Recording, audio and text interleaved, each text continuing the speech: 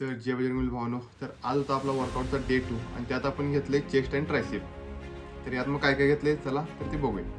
तर इथं first workout मी घेतलोय चेस्टसाठी, ते पण फ्लॅट बेंच प्रेस घेतलोय आणि वेट 60 किलो लावलोय.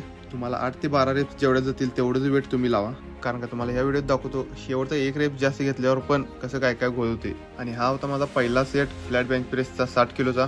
त्यात मी 8 रेप्स मारलोय आणि 3 सेट घेतले यात. आणि हेच ते लास्ट रेप्स आहे, त्यात मी पुश करायला खरं मला जेवढं झालं नाही, त्यामुळे माझ्या एका जिम पार्टनरने येऊन सपोर्ट दिलता. त्यामुळे तुम्हाला जेवढं जाईल तेवढंच वेट तुम्ही लावा. तर आता सेकंड वर्कआउट घेतले मी पेगडेक फ्लाय आणि ह्यात मी 40 किलो वेट लावून 12 रेप्स काढलोय आणि 4 सेट मारलोय आणि ते आपल्याला कंट्रोल रेप्समध्ये मारायचं आहे. आणि त्यानंतर मी आलो ट्रायसेपकडे आणि त्यात पहिले एक्सरसाइज घेतली ती पुली पुश डाऊन आणि त्यात 100 kg वेट लावून 12 रेप्स आणि 3 सेट घेतलोय. आणि ह्यात पण कंट्रोल रेप्स आणि माइंड टू मसल कनेक्शन नीट ठेवायचं. आणि ट्रायसेपमधली दुसरी exercise single hand cable push down घेतलोय. ते पण 30 किलो वेट लावून 12 रेप्स काढल्या त्यात आणि 3 सेट घेतलाय.